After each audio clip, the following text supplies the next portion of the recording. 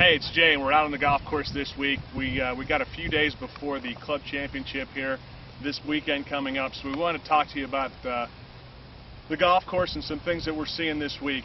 With the heat jumping back up, our rough has decided to get nice and thick and juicy. So what we want to do is come out here on 18. We dropped a couple golf balls, and we're going to talk about when you end up with these lies, what you need to do. Obviously, I just dropped both of these golf balls and end up in two very different spots. We're 145 yards out from the pin here on 18 where we have to carry over the water, and the biggest thing to know is what type of lie dictates the shot that we're allowed to hit.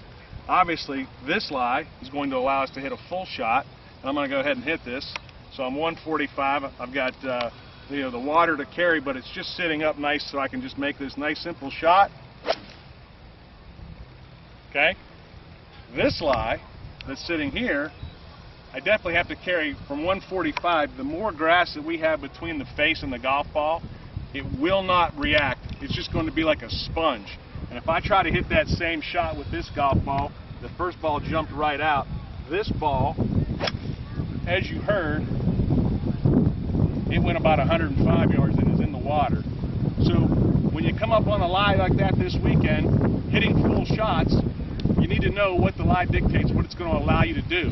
Know when to pull the trigger and try to go for the green, but use your brain and be smart. When you have a bad lie, lay up. Green side, when you hit the ball green side and you have these tough lies, we're going to go up on number 18 green and talk a little bit about that. We'll see you up on the green.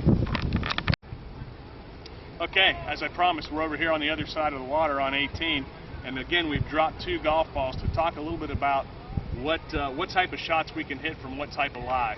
Obviously, the biggest thing about the rough, and as thick as it is right now, we want to have a lot of speed, okay? The biggest that I tell everybody how to get it out of here is you want to add loft, take as much loft as you can, and from hip to hip, you got to have speed. The club's got to be moving at its greatest velocity. You know, but again, knowing what type of lie and what type of shot's going to be allowed to hit really dictates, the lie really dictates that, I should say. So on this lie here, again, the ball's sitting down. We've got a pin that's down there close to the water. You're not going to be able to hit a shot where you think you're going to hit it up there and have some check, or it's going to land really soft. This ball is going to come out hot. It's going to come out running. So keep that in mind when you figure out where you want the ball to land. Remember, you want to have a ton of speed. Try to keep the club moving through there. Have it come out and just know that it's going to chase once it gets on that green. Okay? I did a really good job of trying to hold that face open and popping that ball out of here.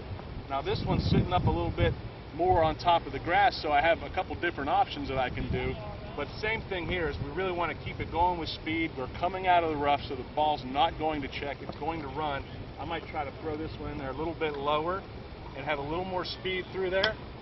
It's going to do the same thing. It's going to chase. It doesn't hit that golf ball, which it did. But those shots, you want to be able to land and give them ample room for the ball to hit and run. Remember, when you're hitting out of the rough, grab as much loft as you can. I hit these with my 58 degree, and remember, if it's a bad lie, lay it up and take your bogey and move on to the next hole. We'll see you next week.